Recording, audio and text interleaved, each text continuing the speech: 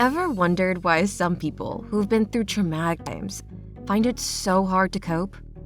Today's video is all about why trauma sticks with us, how it affects our perception, and also discover natural ways to heal from it. Trauma, a fact of life. Trauma comes from extreme stress or pain that leaves a person feeling helpless. It's not just war experiences. Violent crimes and accidents can cause trauma too. Unfortunately, events like non-consensual intercourse and child abuse are more common than we'd like. So yes, traumatic experiences like these can change lives, leading to conditions like post-traumatic stress disorder, aka PTSD, depression, and substance abuse. People who've been through trauma often find it hard to trust those who haven't. They feel like nobody can understand them. It can even result in cases of divorce and separation. It comes back as a reaction, not a memory. Ever had a cringeworthy memory pop into your head, making you squirm or blush? Well, that's a tiny taste of how traumatic memories can affect the body. When someone with PTSD is reminded of their trauma, their body and brain go into high stress mode, making it feel like the memory is happening all over again. This is called a flashback, and the author studied it in an experiment with his patients. One of the patients was Marcia, a 40-year-old teacher, for example.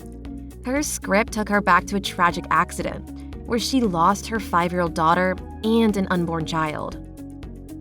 As she listened, her heart rate and blood pressure shot up. The logical part of her brain slowed down, making it hard to tell that the things in the flashback weren't real.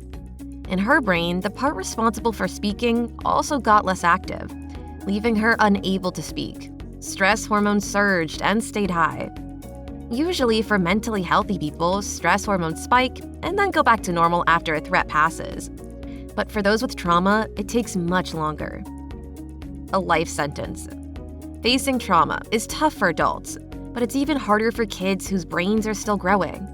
When children go through trauma, it can lead to all sorts of problems, both in the short term and later in life.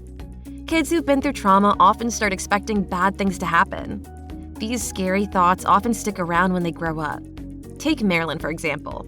She seemed fine on the surface, but had a hidden trauma from her childhood. She was abused as a child, and it left a mark on her adult life. She'd get really upset when men touched her, even in her sleep, and she developed an eye problem because of the stress her trauma caused. Marilyn might seem like an extreme case, but there are many others like her who still suffer from childhood trauma as adults. They're different from the others. When we tell stories, we often spice them up, leaving out bits or making them more exciting. Think about how your stories change each time you tell them. By the 5th retelling, they're quite different from the first. We might remember the gist of what happened or how we felt, but not the nitty-gritty stuff like the smell in the room or the tiny details of someone's face. But traumatic memories are different. They stick with us, vivid and unchanged over time. And when people are asked to recall them, every detail matters. The smell, the taste, the touch, and what they heard. One person who had been through trauma said that a certain smell of alcohol instantly reminded her of her traumatic experience, making it hard for her to go to parties. Traumatic memories also stay consistent. Be it 45 days or 45 years, it's unlikely you'll forget them. So, how do people learn to live with it? A method to heal. Sometimes a simple technique can have a huge impact, like one that involves just a finger moving back and forth in front of a patient's eyes.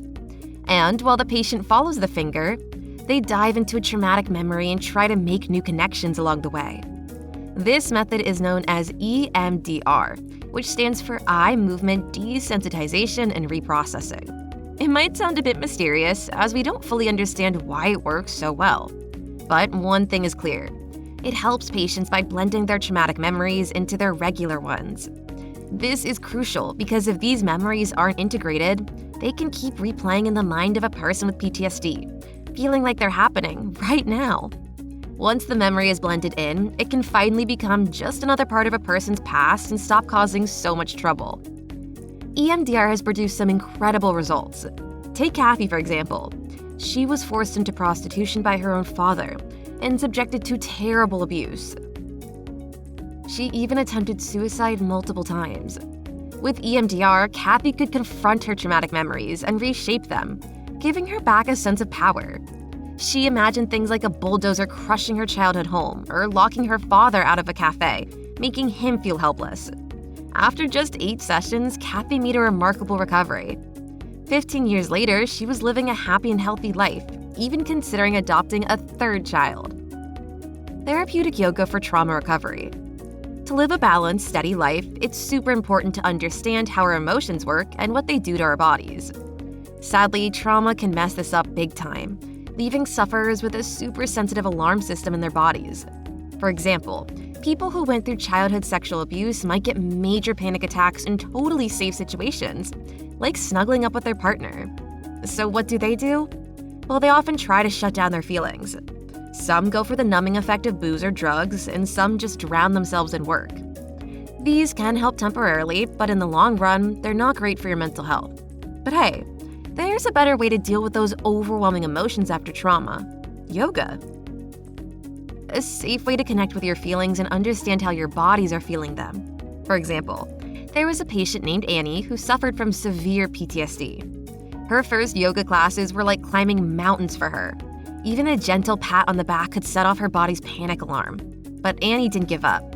She stuck with yoga and soon started realizing that her body was sending her signals about her feelings all the time. She could now tackle them head-on instead of bottling them up. Making sense of the chaos. Mindfulness isn't just a trendy buzzword. It's a powerful and effective way of life, especially when it comes to recovering from trauma. But how does it actually work? Well, it's got the potential to ease both the psychological and physical effects of trauma, from depression and stress to physical conditions like chronic pain. It can also activate parts of the brain that help regulate emotions, balance stress hormones, and improve immune responses. In fact, apart from mindfulness, strong personal relationships are vital for recovery from trauma. By building a support network of family, friends, and mental health professionals, individuals can ensure they have someone to turn to when they need help. You can form these networks through various means like attending support meetings, religious groups, or veterans organizations. This technique can help you bring the joy of life back. Did you know that your brain runs on electrical signals?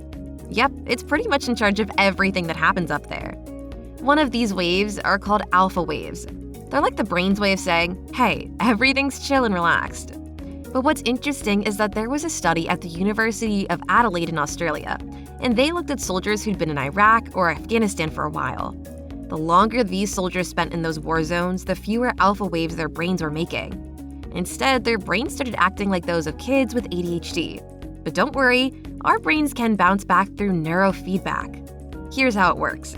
They hook up your brain to a computer and show you what your brain waves are doing in real time on a screen. You get to see when it's time to chill out and make yourself relaxed. It's almost like a video game. And when you do it right, you're rewarded. Take Lisa. Her traumatic childhood left her with some serious self-destructive tendencies. She'd hurt herself and wreck things around her, and her emotions were all over the place. But once she started neurofeedback therapy, things changed big time. She learned to make those alpha waves, and that helped her relax and talk about the tough stuff from her past. Now here's the thing. Even though neurofeedback is super effective, it's not used as much as it could be. Our society still has a long way to go when it comes to understanding and dealing with trauma. But on the bright side, more people are into mindfulness and learning about mental health these days. So there's hope for the future of mental health treatment.